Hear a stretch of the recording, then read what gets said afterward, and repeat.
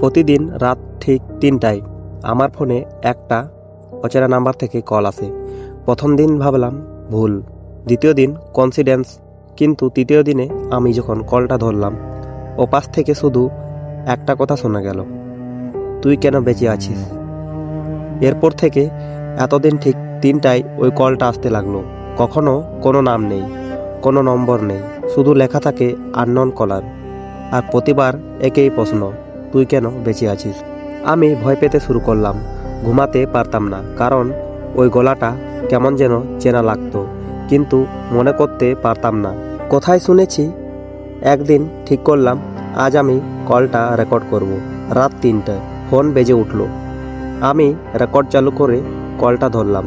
ওপাশ থেকে আবার, তুই কেন বেঁচে আছিস। পরের দিন আমি ওই রেকর্ডটা প্লে করলাম, আর তখনই আমার শরীর ঠান্ডা হয়ে গেল।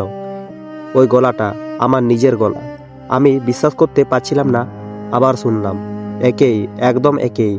আমি নিজেই নিজের কাছে প্রশ্ন করছি, তুই কেন বেঁচে আছিস। আমি পাগলের মতো হয়ে গেলাম। পুরনো ভিডিও, অডিও সব চেক করতে লাগলাম। তারপর একটা পুরনো ভিডিও পেলাম ২ বছর আগের। সেখানে আমি বলেছি, যদি আমি বেঁচে যাই তাহলে আমি নিজেকে ক্ষমা করব না। সেই ভিডিওর পেছনে একটা ভয়ঙ্কর ঘটনা লুকিয়েছিল, একটা অ্যাক্সিডেন্ট।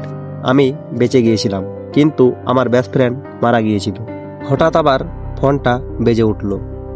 এবার ৩টা না। এখনই আমি ধীরে ধীরে ফোনটা তুললাম। ওপাশ থেকে শোনা গেল, এইবার তোর পালা। পরের দিন সকালে আমার ফোনটা রাস্তার পাশে পাওয়া যায়। স্ক্রিনে শেষ রেকর্ডিং, তুই কেন বেঁচে আছিস। কিন্তু আমি আর কখনো ফিরে আসিনি।